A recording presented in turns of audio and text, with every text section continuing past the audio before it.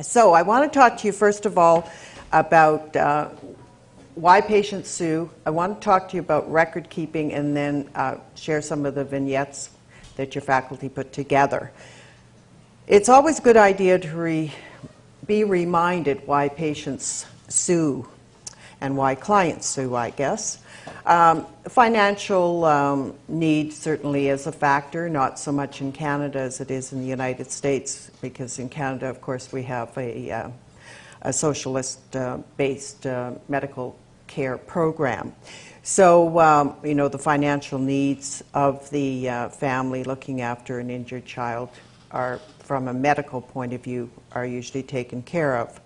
If the mother has to, or father has to stay home to look after an injured child as a result of poor medical care, obviously their lost income is recoverable if the injury to the child was as a result of negligence on the part of the treatment team, one or more of the treatment team.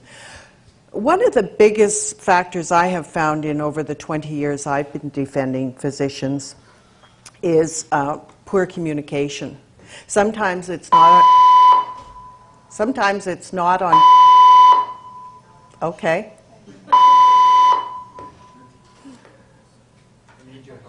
Yeah, right. My BlackBerry will probably go off now. Or worse yet, my secretary will say, I can tell you exactly where she is. So poor communication, I found this shocking initially, that patients, the first time they got the full story, or the families got the full story about their children or other loved ones, was after they had sued. Because what happens once you're sued is that you have to come to what's called questioning now. And that is where the patient's lawyer sits across from you and questions you for as long as he or she wants. And there's no getting out. There's no saying, my pager's gone off. There's no hand on the door waiting to get out. You have to sit there and answer all the questions. And I've had families tell me over the years that that's the first time that they've heard the whole story, and that's why they sued, because they've been asking for the full story and hadn't gotten it. And remember, we're all pushed for time, and I recognize that. But once you're sued or reported to the college, over and above the incredible anxiety and stress of having the lawsuit or the complaint to the college hanging over your head, it also takes an enormous amount of time. You're going to be spending, you know, probably about 20 hours or so over the lawsuit or complaint to the college with someone like me. And remember how many notes and how much communication you could do in those hours. So always take some time to communicate. And sit down at eye level. That's really, really important.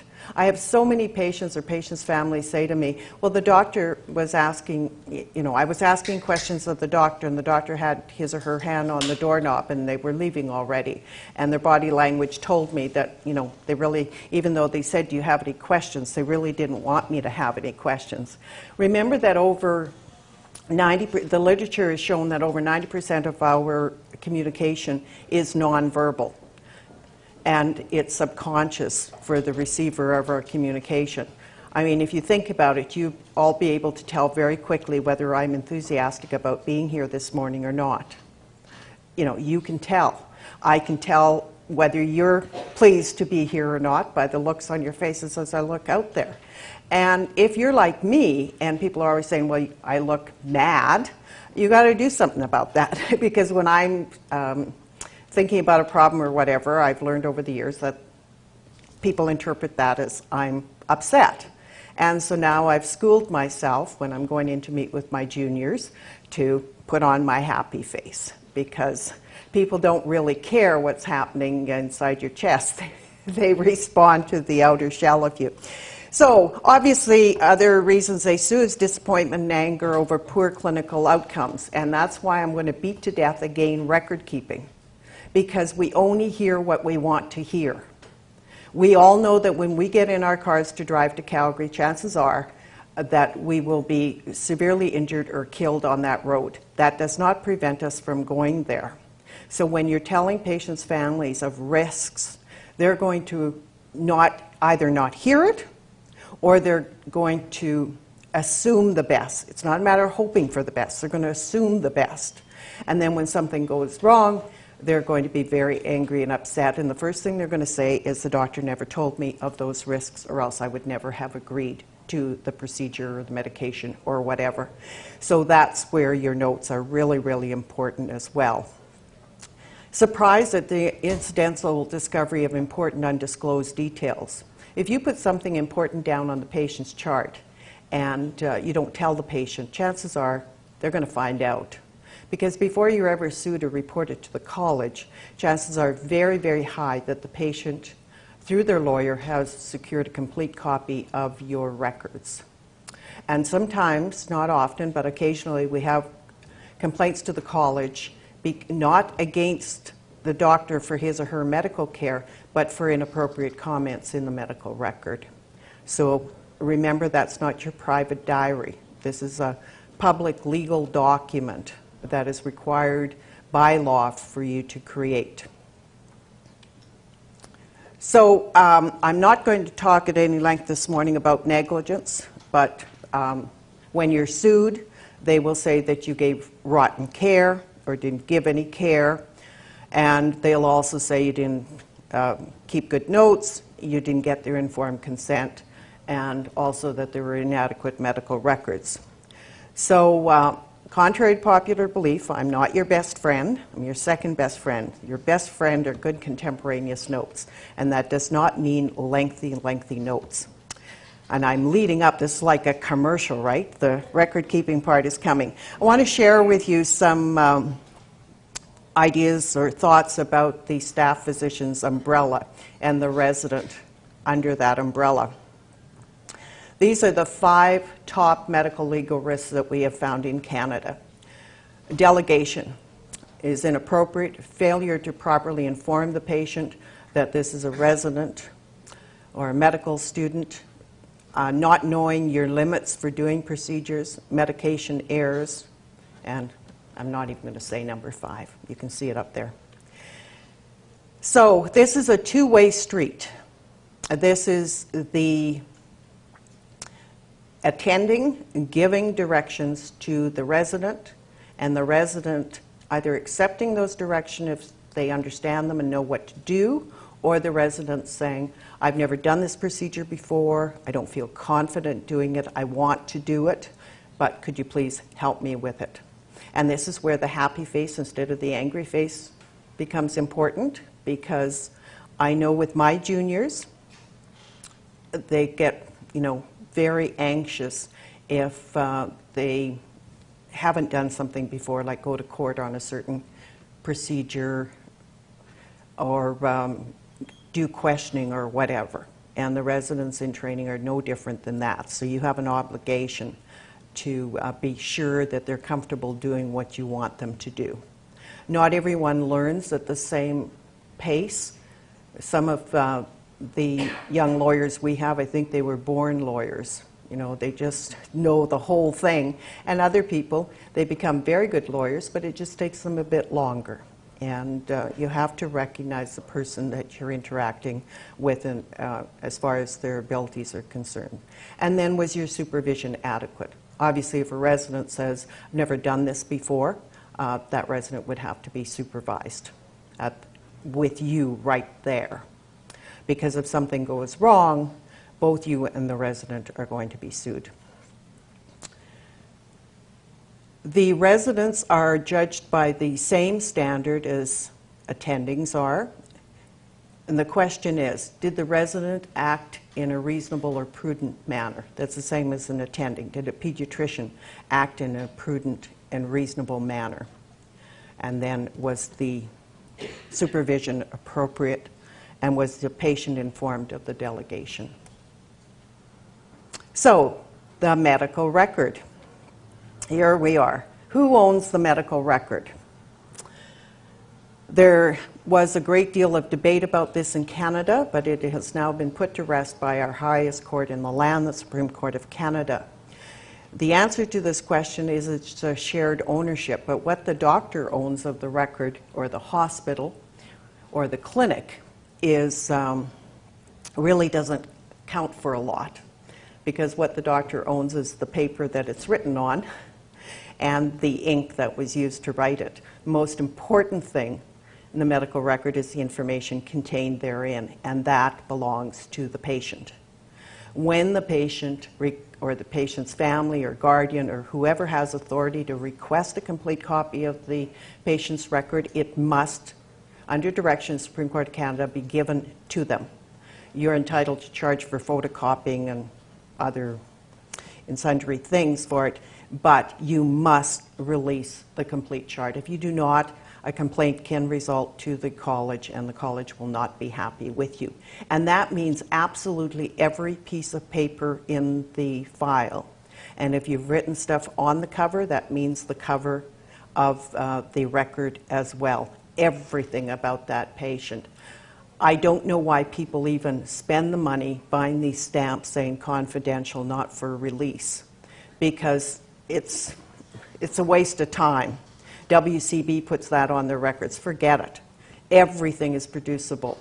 And so you can't sit there and go through your chart and say, well, you know, Dr. Radiologist sent me this report. That's his report. It's not mine. So I'm not sending. Remember, it's not about what's yours.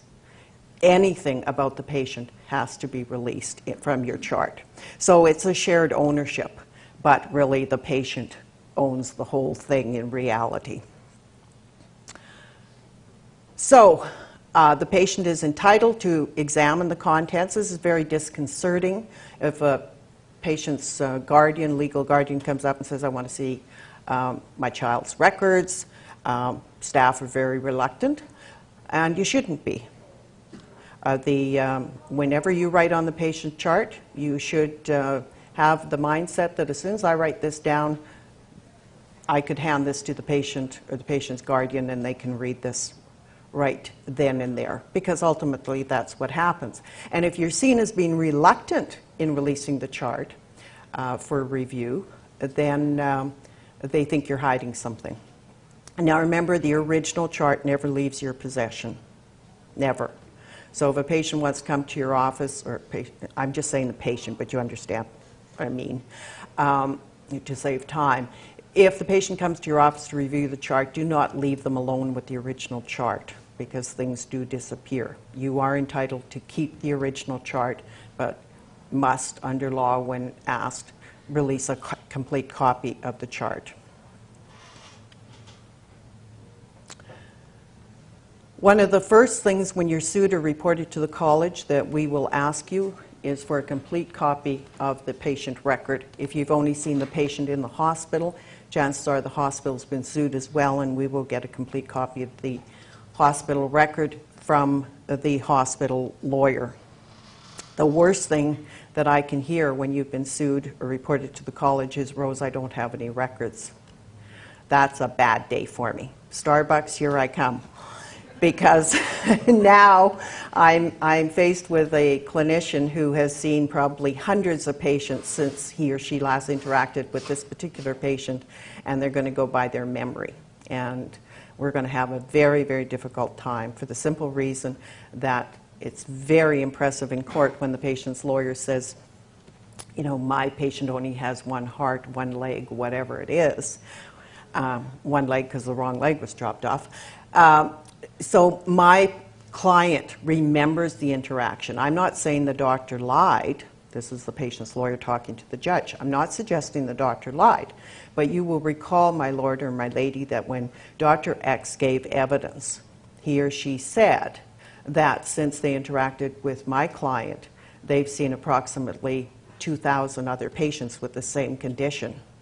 So I'm not suggesting the doctor's lying, but I am asking you to take into account that it's been a very, very long time since he interacted with my client, and he or she has no medical records. So I ask you to accept the evidence of my client as to what occurred, that no risks were discussed or whatever the allegation is. So the other thing is records can be lost, or you're signing them unread, or they're illegible. And I learned a long time ago that before questioning, I asked my clients to read out their entries on the chart to me, because the worst thing that can happen is the patient's lawyer at questioning says, "Doctor, please read your progress note for July 3rd, 2009, and you can't read your writing, and you don't know what it means, and you're stumbling around." So I always encourage my doctors to read the stuff out to me. The amount of detail is going to depend on clinical circumstances. We are all aware of problem patients. The red flag goes up. But human nature being what it is, we want to move on to the next person that makes us happy, right? Who appreciates our services. And we want to get out of there as quickly as possible. That's when you've got to force yourself to stop and say, this is a record that I have to be sure I do a very good job in writing in, because the red flag's gone up, there's going to be a problem here, and I better make a good note of this. Again, frequency of notations is going to depend on clinical situation. You have no idea how many times in my career I have seen residents who have saved the attending surgeons, or the attendings who have done invasive procedure on the unit, where they have in the progress notes written that little paragraph that says, you know, whatever the surgery was, minimal blood loss, or there was a problem that was corrected, because the OR report by the attending was either never dictated, or if it was dictated, it was lost. And that note is crucial. So for the residents in the audience, thank you very, very much for doing that. And please continue to do it. It's really important. And I would appreciate it if the note really meant something, like not just, you know, who's in the OR. If there was a complication, mention it and how it was dealt with. And it just has to be a brief note, but it will help the attending to refresh his or her memory when they've been sued and there's no OR report. The further away from the incident that the record is created, the more useless it becomes. An OR report or procedure report created after the complication has arisen is of little to no value. That's why it's crucial that you dictate as soon as the procedure is done, because it's always looked upon suspiciously if the record is created after the complication is recognized. Obviously, if it occurs intraoperatively, that's a different situation. But you have to realize that the closer to the event that your note is, the more golden it will be. This is probably a good opportunity for me to get on my other hobby horse with records. If you don't remember anything that I've said today about records, I beg you to remember this. Please, every time you write on the patient record, put the time down using the 24-hour clock. Every time you write on the patient record, put the day, the month, and the year. We all know it's 2012. But what's going to happen in 6 years' time when the patient's been admitted numerous times and the patient's lawyer is suggesting that you've taken the progress note from an earlier admission and put it on this current admission, and you can't defend yourself because in that instance the addressograph is of no help to you. You know, medical negligence is huge business. Lawyers on average get paid 40% of the successful cases. So 40 cents out of every dollar is a lot of money. 40% of $8 million. I'll let you figure it out, how much money. And so they hire forensic experts. I have two of my cases right now where patients' lawyers have hired ex-FBI writing analysts and ink experts to review the record of the physician, because they're convinced that the record was created after the fact. Can you read this? You know, I mean, it's not just for a lawsuit, right? Your notes are to share information with the team. So if you've got a sick child and you're leaving a note for the team should be able to read it when they come on duty. Can you read this? You know, it could be warfarin, Valium, whatever it is, and you're expecting the pharmacist to be able to read this and give your your patient medication based on this. It is warfarin. And sometimes they'll phone you, sometimes they won't. This is probably a good time to tell you about my bra case, because I can feel the heat rising in the room. Because this is not fun stuff to hear, because all of you are sitting there and thinking, my notes are crappy, they're not very good. The residents are saying, oh my God, I didn't make that entry at 3:25 this morning and I should have done that, and now I'm going to get caught out and I'm going to get sued and I'm going to get reported.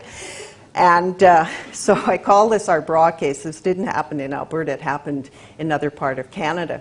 But this patient went to see his family doctor, and he had a sore heel. And the doctor intended to give him an anti-inflammatory, Indocid. But instead, he wrote down Inovid, which is a very high estrogen birth control. It was one of the very early birth control medication out there. Now, you would have thought that the pharmacist would have said, Mr. Patient, why does your doctor want you to take 3 birth control pills a day for the next 7 days, right? But no way. Just gives them the medication, tells them how to take it. So whatever it was, 10 days goes by, I think it was 10 days, not 7, goes by, and the guy comes back to see the doctor, because his heel is no better, right? But his t-shirt is feeling a bit tighter, So, I mean, it's a funny story, and nothing bad happened, although the CMPA and the pharmacist did have to pay out on that case. But, this is what happens. Everybody wants to be my doctor until bad things happen. And then, the pharmacist is blaming the doctor, and, And so you can't assume that people are going to check with you. So do it right the first time. I've beaten this to death already. Contemporaneous, objective, dispassionate, accurate. This is not your personal diary. Do not be writing down your feelings, okay? You're going to be writing down your objective diagnosis. So, this is a good example here.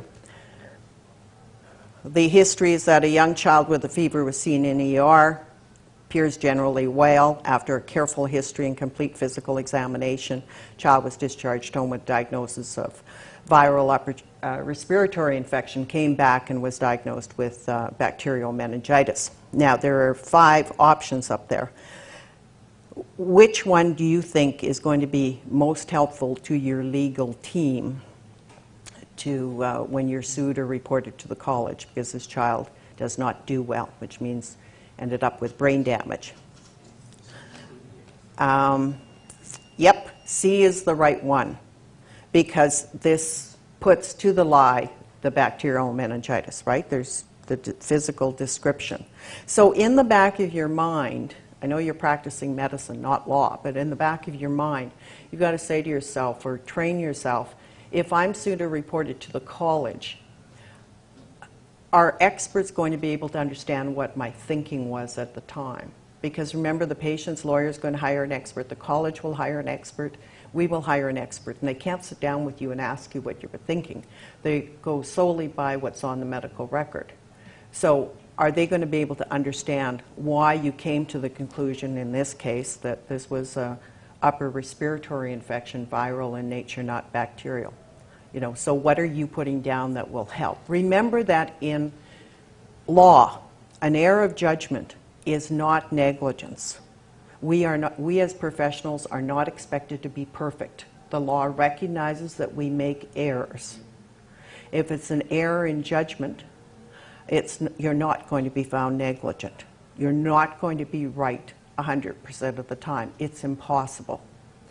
As I speak here, the clinics are opening up downtown. I'm sure today there will be family physicians who send patients home with gastroenteritis diagnosis, and a very small percentage of those patients are going to have something else wrong with them, for example, appendicitis. If the patient ends up in ER here in the middle of the night tonight with a perforated appendix or severely inflamed appendix, does that mean that the family physician was wrong in not diagnosing appendicitis this morning at 9:10? Maybe, maybe not.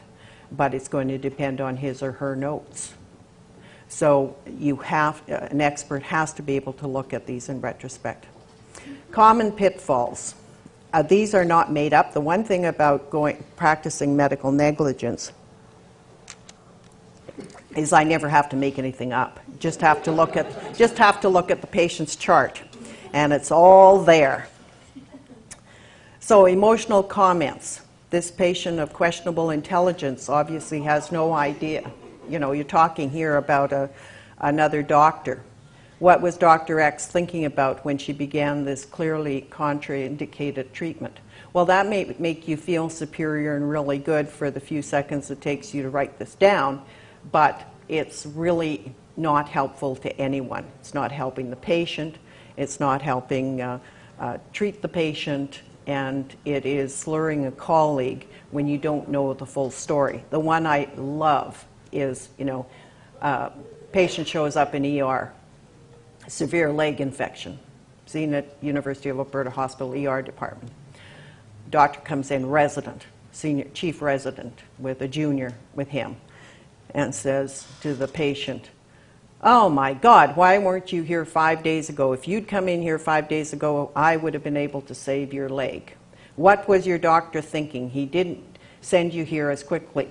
Well, that resident doesn't know at that time that the patient was a non-compliant patient, that the doctor's office has been trying to reach him for days to get him to come in, that he refused to take his antibiotics, never filled out his prescription. You don't know any of that. So now you've made this comment, the leg is amputated or severely compromised, and the patient's family or the patient sues. So 7 years down the road, you're in the witness box now as the resident or the attending or whoever made that statement. And somebody like me is going to crucify you. Because I'm going to say, doctor, and now at this point, you're not going to be too willing to come forward. But I'm there defending my doctor from rural Alberta who did the best he could, right? So I have to ask you these questions. I'm going to say, doctor, when you made these statements to the patient, were you aware, and I'm going to take you through it one step at a time, were you aware that Mr. Smith had not kept the last 4 appointments with my client? No, I wasn't aware of that. I'm going to make you go through that each time. Doctor, were you aware that he was given 3 prescriptions for antibiotics and he refused to get the prescriptions filled? Doctor, were you? No, I wasn't. Doctor, were you aware that the patient was offered admission in this small town? No, I wasn't. Well, doctor, now, if you had known all those things, would you have made that statement to Mr. Smith that you did in ER? Now everyone's going to be annoyed at you, the family's good, and the patient could be ready to kill you because their lawyer was counting on you being able to carry the day in court. This is not about covering up for negligent colleagues or anything of that nature. This is about harm to that patient. You've now put that patient family through probably 7 years of medical negligence action that would never have been started if you had been more careful and thoughtful about what you were going to say. There's nothing wrong if a patient says, I want to report my doctor to the college or sue. There's nothing wrong with saying, well, those are your rights. You can do what you want, obviously. But to initiate things is because, there but for the grace of God go I. Would you like somebody to be doing that to you? And it's very sad in the courtroom when you see it. And everybody's mad at the person who made the statement, including the judge, because just wasted all this time. And I have no access to you. I can't phone you up and say, doctor, I want to talk to you. Did you really say this? What did you mean? Because you're a treating physician and under the law I have no access to you. The only people that can have access to you is the patient's lawyer. So they'll talk to you about it. But if you don't back down. Thank you for seeing this patient. She tells me her rash is driving her crazy. In her case, it's a short trip.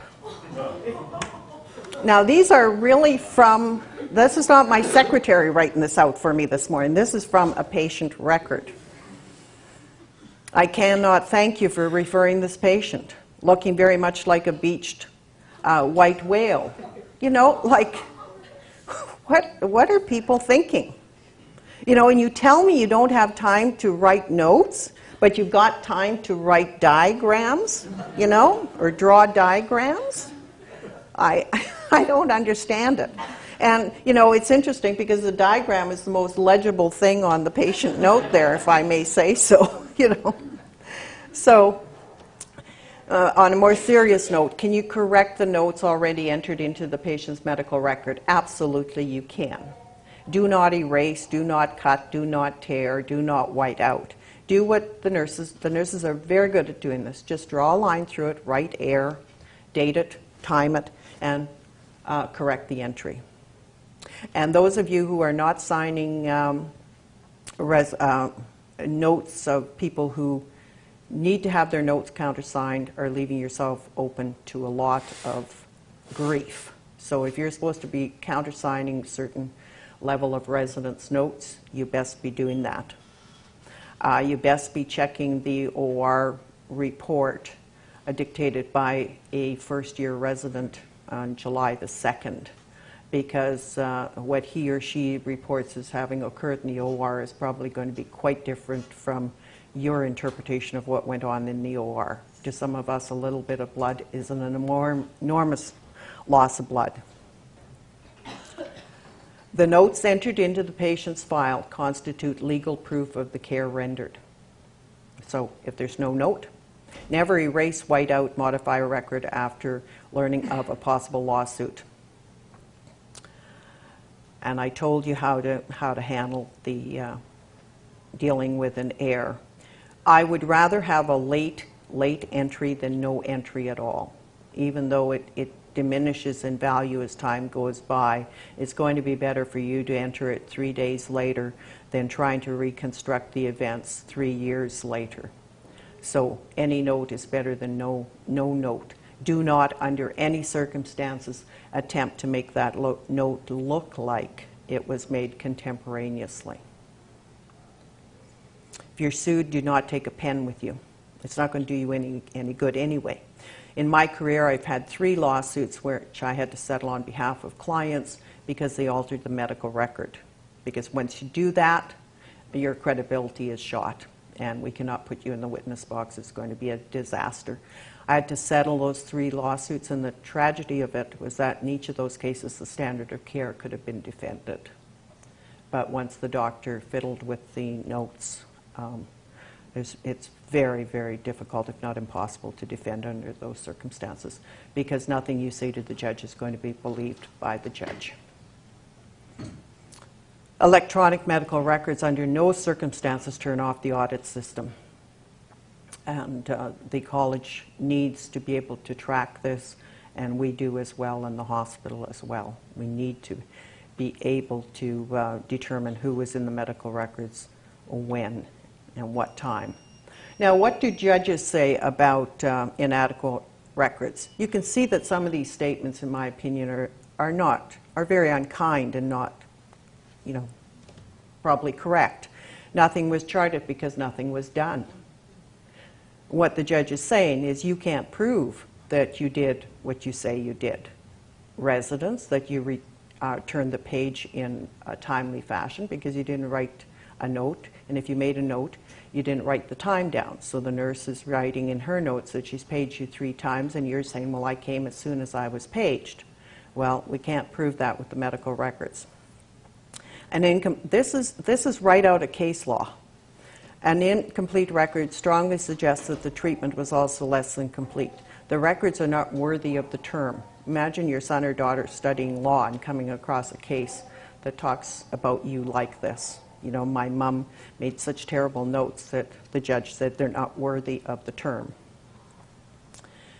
Now, it's not all bad news out there. There are fewer lawsuits across the country now than there were a few years ago, but the lawsuits that there are against professionals are becoming much more serious and carry much more monetary payout if they're lost. So, you know, the CMPA always wants me to tell you that they're available to you. I'd like you to phone sooner rather than later, please, because they can give you assistance right away. If something has gone wrong, don't wait for the lawsuit to occur. Phone the CMPA. Don't keep a black mark against your name or anything, but they will give you guidance. Remember, the CMPA is a mutual defense fund. It's run by doctors for doctors, so the person who calls you back will be a real doctor who's practiced minimum of 15 years before starting work at the CMPA. So these people have been where you have been, and they have all sorts of specialists at the CMPA working as medical officers. So here's, I think we've got some time for some cases. 16-week-old boy, premature, multiple medical issues. I'm not going to read it all out to you because you can read faster than I can speak. You can see the problems he's had. What would you like to see in this record that's not there? I need some interaction from you at this point. Is there anything missing in the record?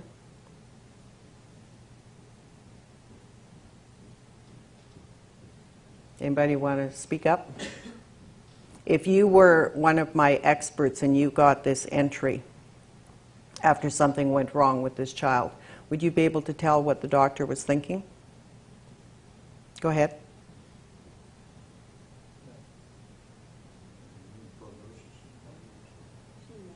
No prognosis? Yeah, go ahead. There's no plan. Like, you don't really know what's going to happen with this patient. Yeah, that's right. It's missing a plan.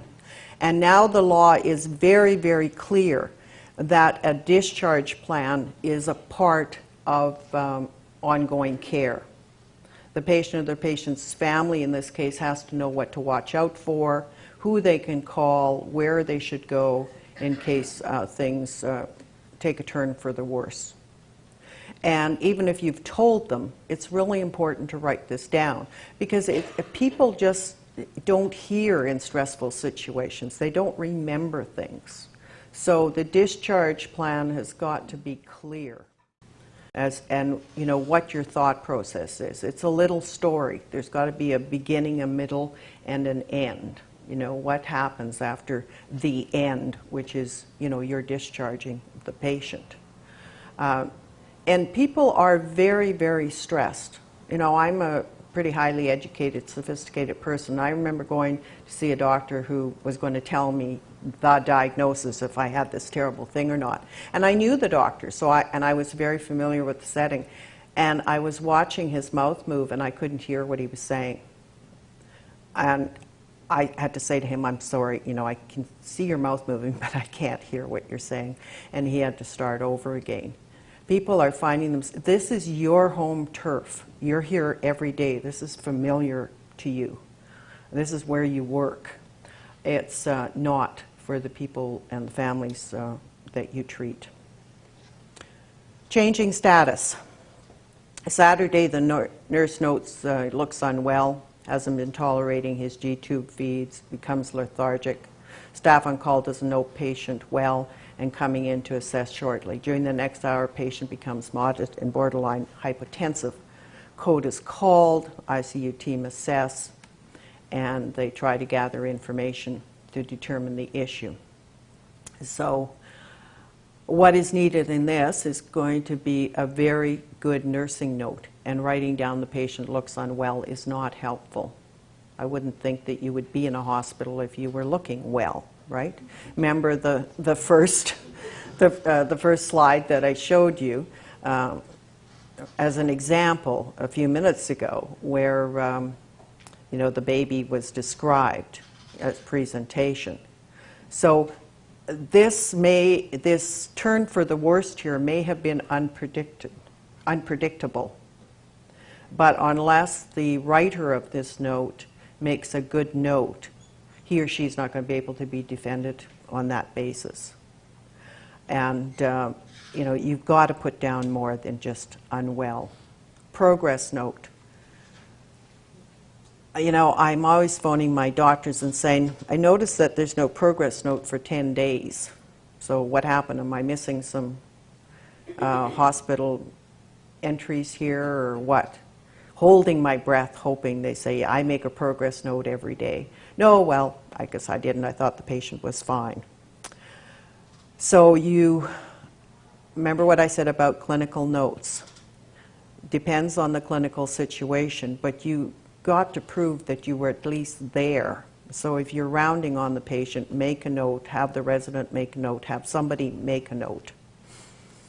Antibiotics were started the preceding day, but there's no note indicating why. The expert's going to want to know, why was this patient put on antibiotics? What were you thinking at the time that you put this patient on antibiotics? Why did you choose this antibiotic? What did the lab say? When was the last culture done?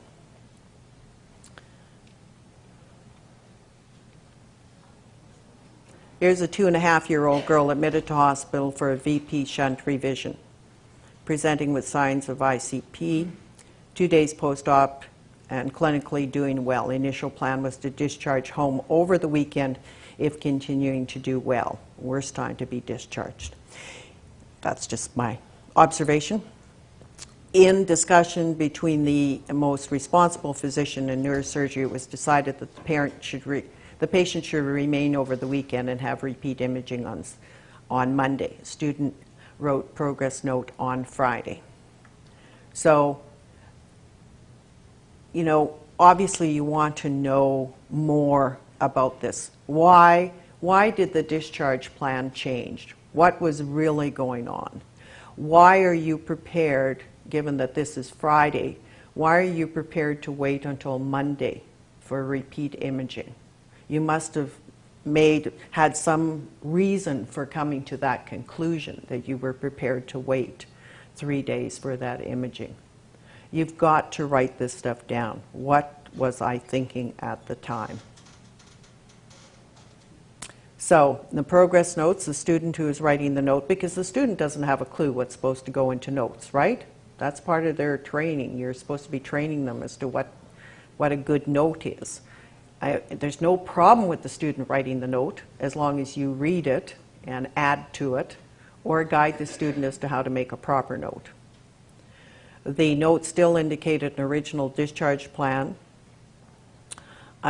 Nobody who should have read the note read the note. No change in plan was handed over to the covering physician. She discharges the patient home, and then bad things happen, right? So if there's a change in plan, you've got to communicate that. You've got to communicate why there's a change in plan. And, you know, the family may well be saying in this situation, well, but my doctor said that, you know, more tests were going to be done. And then this whole discussion goes on. Well, the doctor probably meant that he wanted you to call him on Monday, and then tests might be done on Monday. You know, so it's all mixed up, and now you've got an angry family on your hands for no reason at all other than miscommunication due to inadequate notes. Here's a 6-week-old infant discharged home on Friday before a long weekend. I have certain rules.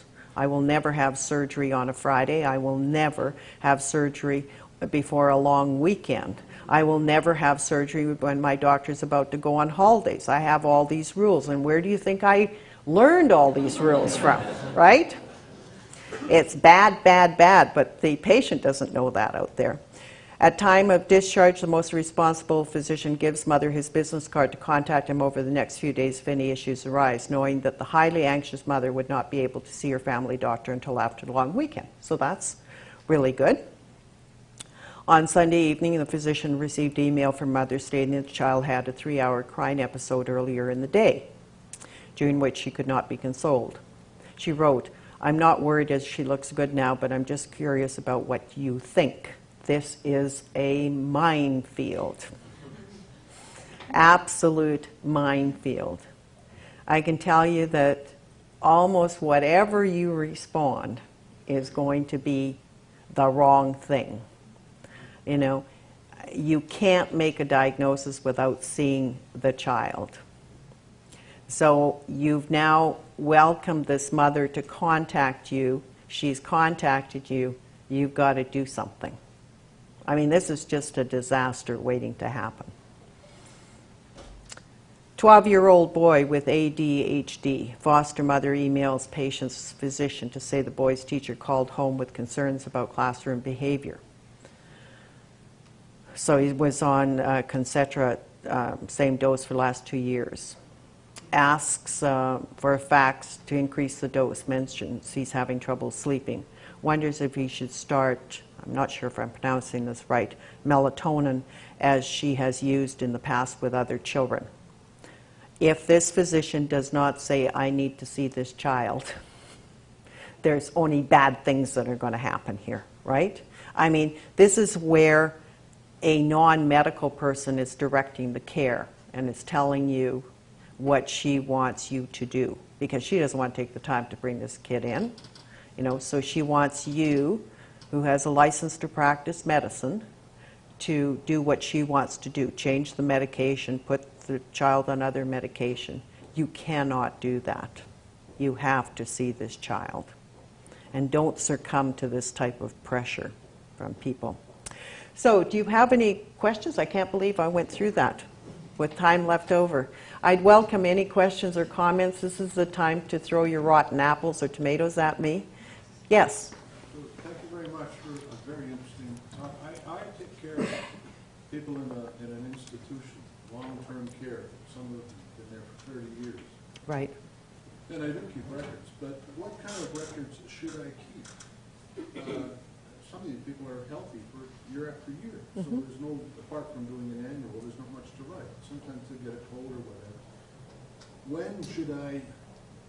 Well, I would make a note every time you go and see them, even if it's just, you know, to say, saw Ms. Smith today, you know, happy, cheerful, whatever. For a number of reasons. It shows that you were there, and it'll refresh your memory 2 weeks down the road when, you know, you're told that she has been complaining of chest pain for the last 3 weeks. Well, you saw her 2 weeks ago, and she never mentioned anything about it. I have about 3 or 4 of those cases right now, and that's the main issue in them, is that doctors aren't keeping notes.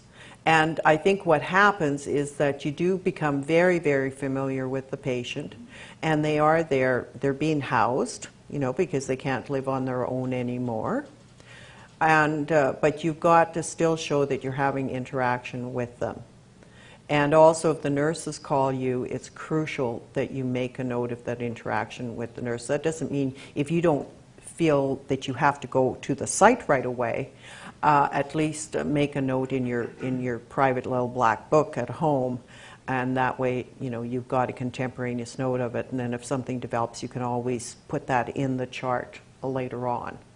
But again, it becomes important because when the expert is looking at your care, when the patient's been transferred to the hospital with acute pneumonia, you know, they want to see when the last time was that you saw them and what the patient's condition was at that time.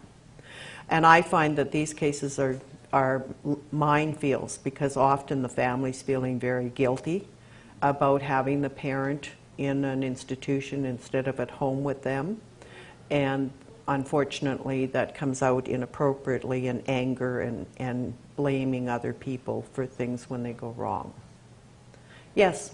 Can I ask, so when you talk about disclosing or let's say guardian seeing your child's chart, so what do you do to come across this where you have parents that are not together?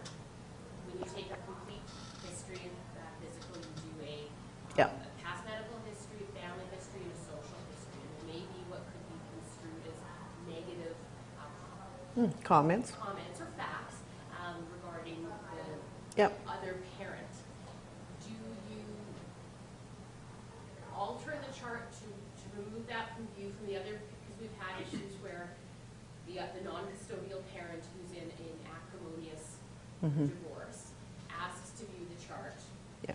There are comments about the custodial parent's past mental health or other Yep. social issues, which is factual and part of the child's record. Right. But then it gets quite, Yep. you can just imagine where it can go. Okay. Repeat the question because I take it. Oh, okay, I have to repeat the question because they're taping. All right, I'll just summarize it. What happens where you've taken history from a parent of a child and the parent's in a divorcing situation or other type of acrimonious situation, and the other parent or the other guardian wants to see the chart, what do you do? Is that fair? Yes, and Okay. they are the guardian, they're both the legal guardian of that. Okay. The first thing you have to do is ascertain by looking at, they have to show you a court order, first of all, that they really do have joint custody.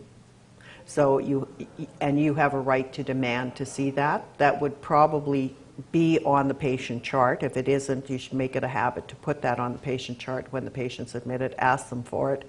Because unless they are the legal guardian of the child, have custody of the child, they have no right to see the record. About changing the record, or I would never ever say change the record. Don't change the record. You can't do that. Once it's written down, it's written down. And how you protect yourself is you say, this is what, Ms. Carter told me about her child. So that it can never come back on you that you came to these conclusions without any factual basis. Now, the law is clear about the patient record that it does not have to be released unless, if the doctor is concerned that it may harm the patient or a third party. But that is not something you should be able to, you can or should decide on your own. You need to phone the CMPA for that. Because as soon as you say, I'm not going to release this chart because I think it will, the information in it will harm the patient or create a bad atmosphere for the pediatric patient, the onus now is on you as to why you won't produce that chart. So you have to be very, very careful about that. And, don't pick up other people's battles. I know that that is really hard to avoid, but don't do it. Remember, the child is your patient. And don't hesitate to ask hospital administration for help, phone CMPA for help. Don't feel you have to handle these situations yourself. It is very, very rare in this country that you are going to be successful at saying, I can't release the chart. You can say that, but then we have to go down to court and get a court order. Does that make sense? Yeah. The gentleman at the back, and then you. So as we move to electronic health records, there are going to be people who are accessing or requesting health records before the physician involved may even be aware that that request is happening. Right. So when you have a situation where you're concerned about content in the medical record causing harm, and you don't have an opportunity to offer that judgment, should we not just sort of consider that the health record at this point is releasable to the patient? Yes. And not sort of have some sort of consideration that there will be a redaction to the medical record? Yeah, you cannot redact medical records without a court order, okay? So if after we go down to court and we plead our case on your behalf saying the doctor does not want to release this medical record because he is very concerned about the detrimental effect it's going to have on the patient or the patient's family or whatever, the judge makes that decision. The judge will look at the record and decide whether or not the record is going to be released totally or in part, and that's why you have to ask for help. The other suggestion I have, and you're absolutely right, you have to assume that these records are being copied or printed out and sent out without you knowing about it. If you've got a concern about that, put an alert on the electronic medical record saying, please do not release any portion of this record without discussing with the most responsible physician. These things are not urgent. Nobody needs to see the chart right now. Nobody's going to die unless it's a transfer between physicians, which is an entirely different story. Okay? You had a question? Thank you, and thank you for addressing the email aspect, because that's getting to be more and more of an issue. The background is within our division, sometimes patients send emails to us directly, and sometimes patients send emails to our nurses. Yes. So two related questions. Number one, in terms of legal weighting, does an email carry the same weight as a written documentation?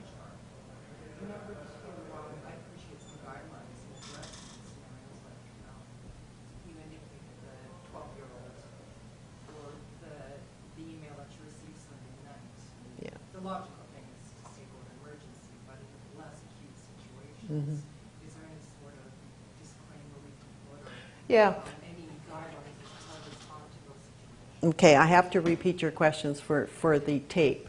So you want to know if there's any disclaimer that you should put on your email for people who write to you asking you for advice, and the same with patients who contact the nurses. This does take some forethought, and you should seek legal advice on it, and you should have some sort of disclaimer on the email that's your email account that's accessible to patients, because you may not be able to read the email right away. You may be on holidays, whatever. And so you should give some thought as to the type of emails that you're prepared to accept, types of emails that you're not, and have dialogue with the family or the patient ahead of time, so they know the types of things to email you about. Once you answer the email, once you open the email, then it's like a consultation, right? You now have knowledge, so you have to do something about it. So you either have a policy that you do not accept any email communication from the patient, or if you want to accept communication, what type of communication are you prepared to accept? And it also goes for the nurses. So for the nurses, it's more like a telephone call, right? The patient's called and said, the child's been vomiting for 3 hours, what do they do? They have to contact you and talk to you about it and get your advice on that. Does that make sense to you? Okay. So I see, can I take one more question and then we have to go? Yes? Thank you. Just a very quick one. Quite often when we are on service, the patient asks people to call us for verbal advice. Right. Strictly speaking, we should be making progress notes of all these. Yeah. Practically, it's very, very difficult. Yeah, no, I understand that. The comment is that when you're on service, you're called for verbal orders. There's nothing wrong with giving verbal orders. You're relying on what the caller is telling you. The next time you go to the unit, check that the order is written out properly, and check to see if the history that you received when you were asked for the order change matches with what your understanding is. You don't have to go running to the unit. But residents have gotten themselves out of hot water, and I'm so proud of them because they keep all their little black books. They all seem to be black for some reason. And they make notes about this. And then when something goes wrong, the patient's name is spelled phonetically, but they've come to my lectures, they've got the time, the year, and the date, and who they spoke to written down. And when it doesn't match with what's in the patient chart, at least they've got reasonable defense. Okay? All right. I'd like to thank Ms. Rose Carter for an excellent presentation. As you can see, there are many different things to discuss, and we have lots of questions coming up. So what I would encourage you to do is to please forward some of the questions that are burning in your head to me, because I'm going to have her come in and do rounds with us once a year, maybe twice a year, for the next few years, because we do have lots of information that needs discussion, especially social network, email, telephone calls, name it. And Facebook now. Thank you.